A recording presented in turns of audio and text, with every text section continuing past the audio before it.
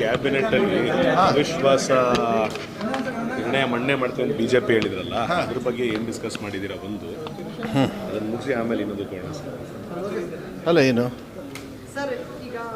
December 8ನೇ ತಾರೀಕು ಅಸೆಂಬ್ಲಿಯಲ್ಲಿ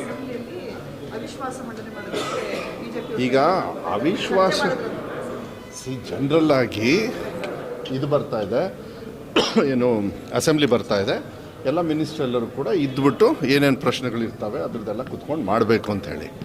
ಅವಿಶ್ವಾಸ ನಿರ್ಣಯ ಅಂಥೇಳಿ ಬಿ ಜೆ ಪಿಯವ್ರು ಬಡ್ಕೊಂಡಿರೋದು, ಅವ್ರಿಗೆ ತರೋದಕ್ಕೆ ನೈತಿಕ ಹಕ್ಕೇ ಇರೋದಿಲ್ಲ. ಯಾಕೆ ಅಂತ ಹೇಳ್ತೀನಿ. ಫಸ್ಟ್ ಆಫ್ ಆಲ್, ಈ ಕಬ್ಬು ಬೆಳೆಗಾರರು ಯಾರು ನಿಗದಿ ಮಾಡೋದು? FRP. ಇದ್ರ ಮೇಲೆ ಈಗ ಐ ಥಿಂಕ್ 8ನೇ ತಾರೀಕು ಏನೋ ಸ್ಟ್ರೈಕ್ ಮಾಡಬೇಕು ಅಂಥೇಳಿ ಈ ಜೋಳದ್ದಿದ್ದಾರೆ. ಯಾರು FRP ಫಿಕ್ಸ್ ಮಾಡಿರೋದು? ಯಾರ ವಿರುದ್ಧ ಇವ್ರು ಸ್ಟ್ರೈಕ್ ಮಾಡ್ತಾ ಇದ್ದಾರೆ?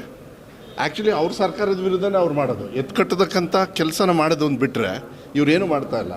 ಅವಿಶ್ವಾಸ ಅಲ್ಲ, ಎಲ್ಲ ಕಾರಣದಕ್ಕೂ ಕೂಡ ನಮ್ಮ ಸರ್ಕಾರ ಗಟ್ಟಿಯಾಗಿ ನಾವು ಕೆಲಸ ಕಾರ್ಯಗಳನ್ನು ನಾವು ಮಾಡ್ತಾಯಿದ್ವಿ. ನಾವು ಒಳ್ಳೆ ಕೆಲಸಗಳನ್ನು ಏನು ಮಾಡಿದ್ದೀವಿ ಅದನ್ನು ತೊಗೊಂಡು ಹೋಗೋಣ. ಬಟ್ ಆಫ್ಕೋರ್ಸ್ ಪ್ರಶ್ನೆಗಳನ್ನು ಉತ್ತರ ಕೊಡ್ತಕ್ಕಂಥದ್ದು ಮತ್ತು ಬಿಲ್ಸ್ ಪಾಸ್ ಮಾಡ್ತಕ್ಕಂಥದ್ದು ಎಲ್ಲರೂ ಕೂಡ ಇರಬೇಕಾದ ಇದೇ 10 ದಿವಸ ಇರೋದ್ರಿಂದ ಮತ್ತೆ ಟೈಮ್ ವೇಸ್ಟ್ ಮಾಡೋದು ಬೇಡ ಅಂತೇಳಿ ಹೇಳಿದರು. ಇದನ್ನು ಬಿಟ್ಟರೆ ಜನರಲ್ ಆಗಿ ಎಲ್ಲರೂ ಕೂಡ CM ಪೊಸಿಷನ್ ಕಿತ್ತಾಟದಿಂದ ಕಾಂಗ್ರೆಸ್ ಒಂದಿಷ್ಟು ಸಿ ಅದನ್ನ ಮತ್ತೆ ನಾನು ಚರ್ಚೆ ಮಾಡೋಕ್ಕೆ ಹೋಗಲ್ಲ. Because this issue has been sorted out. ಓಕೆನಾ? ಇನ್ನಷ್ಟು ಹೆಚ್ಚಿನ ಮಾಹಿತಿಗಾಗಿ ಫಾಲೋ ಮಾಡಿ ಬ್ರಿಗೇಡ್ ನ್ಯೂಸ್ ಕನ್ನಡ.